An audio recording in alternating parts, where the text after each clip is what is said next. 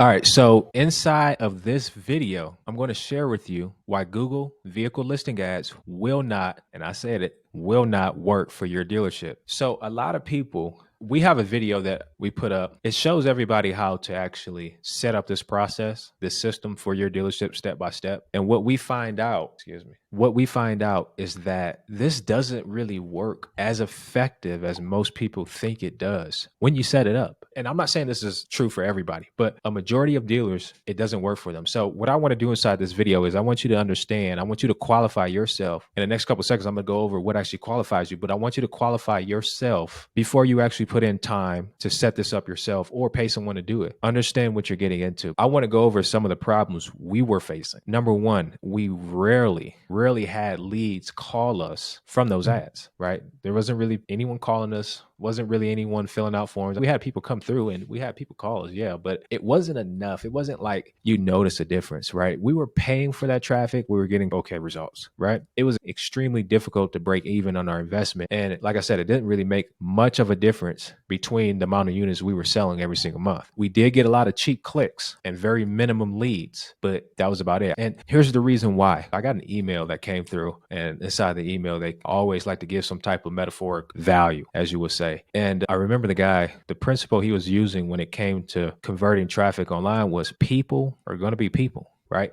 Think about it. Most people don't want to fill out a form. They don't want to call someone while they're shopping. When I was in the market looking for a vehicle for my wife, we had a couple different vehicles we were considering. And I was on websites and car gurus, and I was looking at cars online, but I didn't want anyone reaching out to me. I didn't want to fill out any forms. I didn't want to do the payment calculator. I did it on a different window, right? I didn't want to do the payment calculator on a website because if you did it on the website, they're going to ask you for your information. I didn't want to fill that out. And this is the reason why most people are actually shopping online versus driving from dealer to dealer, right? They want to save time. They want to gather as much information. Once they gather that information, they typically go into a cool off period. And we'll go over what that is in a second. But this is the problem. Most people think the conversion happens when someone comes from your Google vehicle listing, and when they hit our website, that's where the conversion happens. That's what most people think. That's what I thought. I didn't really have a solution to handle this. Most people don't. I didn't either at the time. But what I realized is that most people think that's where the conversion happens. Even I did at one point in time. But the conversion doesn't happen there. So it doesn't happen initially. And so for you to understand that, you got to understand the bird's eye. Like, what happens? Like, how does this actually work for the consumer? Not you, right? Not you as the business. How does this actually work for the consumer? So when you think about it, you're looking for a vehicle, you're looking for a car. You may narrow it down to 2 or 3, right? Hey, I'm thinking about this model. Okay.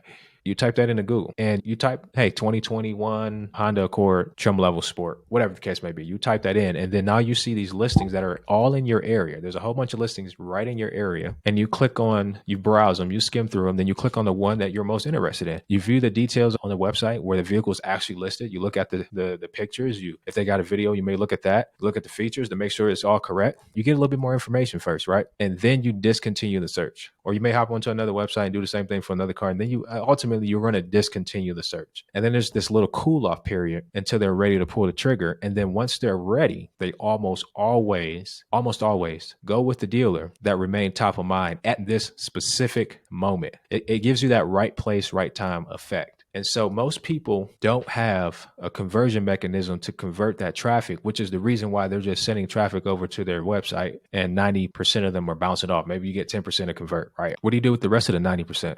Most people don't have an answer to that. They don't have a mechanism for that. For this to work, you have to suffocate your market. You have to suffocate them. I want to give you a story that's going to help you really understand what I'm talking about, because this is where it can get complex, but I want to simplify it for you. Think about a bag of popcorn. Before you can consume that popcorn, you have to heat it up for a certain period of time, and then it pops, and then now it becomes edible for you. Now you can get your use out of it. It's the same with the people that are coming to your site from vehicle listing ads, right? They have a very specific car that they've already analyzed. They picked you out, okay? You drop them in the bag, right? You take these people, you drop them in the bag, and now you have to heat them up, and you have to maintain this over a period of time. When you do this and you do this right, okay, this is what we call market suffocation. And then when they are ready, They become so heated up. They're hot. They're ready to pull the trigger. I'm ready to make a decision today. I want this truck. I want this car. I'm ready to roll. The first person that they almost always do business with is the only person that remained top of mind. The only person that took the time out to put the bag of popcorn in the microwave is the person that will reap the benefits of the popcorn. I know that's not really a good analogy, but really understand what I'm trying to get at here. And so when you solve for that,